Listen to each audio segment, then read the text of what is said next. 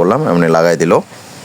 হুজুর আলী ভাই পিছনে ব্রেক ভালো মতো চাকা লাগিয়ে এখন সামনের স্পকেটের জায়গাটা খুলতেছে, চেন স্পকেট। এই জায়গাটা কিন্তু খুবই গুরুত্বপূর্ণ। এই জায়গার মধ্যে কিন্তু অনেক ময়লা লেগে থাকে, অনেক কিছু আটকে থাকে। এর কারণে কিন্তু মরিচা ধরে চেনের মধ্যে এবং চেন তাড়াতাড়ি নষ্ট হয়ে যায়। এজন্য আপনারা 1-2 মাস পর পরে বাইরে থেকে অথবা সার্ভিস সেন্টারে যখন যাবেন, সার্ভিস সেন্টারে অবশ্যই এই জায়গাটা খুলতে বলবেন। এবং দেখেন এই জায়গার মধ্যে দেখেন আমারও একটা ময়লা আটকে আছে এবং অনেক ময়লা লেগে থাকে। এই জায়গাটা খুলে অবশ্যই এখানকার ময়লাগুলো ভালো করে পরিষ্কার করে নেবেন। মাটিগুলা এবং অন্যান্য যে কোনো জিনিস যদি আটকে থাকে এগুলোকে অবশ্যই পরিষ্কার করে নেবেন। এতে করে আপনার চেনটা ভালো থাকবে। নতুবা এখানে ময়লা জমে থাকার কারণে এই ময়লাগুলো চেনের সঙ্গে লাগতে থাকে এবং চেনটা অতি দ্রুত নষ্ট হয়ে যায়। তো আমি শুধু এটাই খুলি নাই, সঙ্গে আমি হুজুর আলী ভাইকে বলছি, ভাই আমার চেনের কভারটাও খুলে দেন।